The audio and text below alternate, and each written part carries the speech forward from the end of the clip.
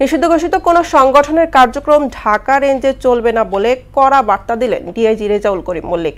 আর মহানগর গোয়েন্দা পুলিশের প্রধান নাসিরুল ইসলাম জানালেন, অপরাধ দমনে কঠোর অবস্থানে থাকার কথা। রাজধানীতে আলাদা সংবাদ সম্মেলনে তারা এসব কথা বলেন। এসইউ সেলিমের প্রতিবেদন। দায়িত্ব নেওয়ার পর রাজধানীর সেগুনবাগিচা কার্যালয়ে প্রথম সংবাদ সম্মেলন করেন ঢাকা রেঞ্জের নবনিযুক্ত ডিআইজি রেজাউল করিম মল্লিক। বিগত সময়ে কিছু অপেশাদার কর্মকর্তার কারণে পুলিশের ভাবমূর্তি ক্ষুণ্ণ হয়েছে বলে জানান তিনি। থানাকে সাধারণ মানুষের আস্থার কেন্দ্রে পরিণত করার আশ্বাস দেন তিনি। থানাকে সাধারণ মানুষের আস্থা ও ভালোবাসার স্থান হিসাবে প্রতিষ্ঠিত করতে চাই। আমরা জনগণের নিরাপত্তা দিতে এসেছি।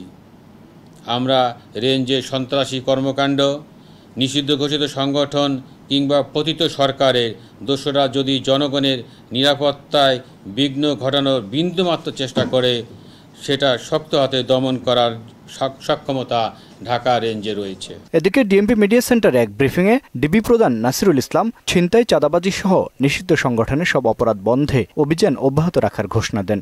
আমরা যখন কোনো অপরাধ সংগঠিত হয় বা অপরাধ সংগঠনের সম্ভাবনা থাকে, আমরা আইনের ব্যবহার করে থাকি।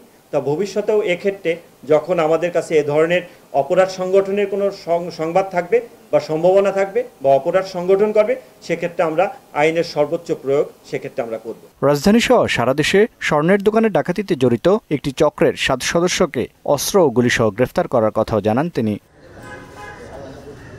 এসইউ সেলিম, মোহনা সংবাদ, ঢাকা।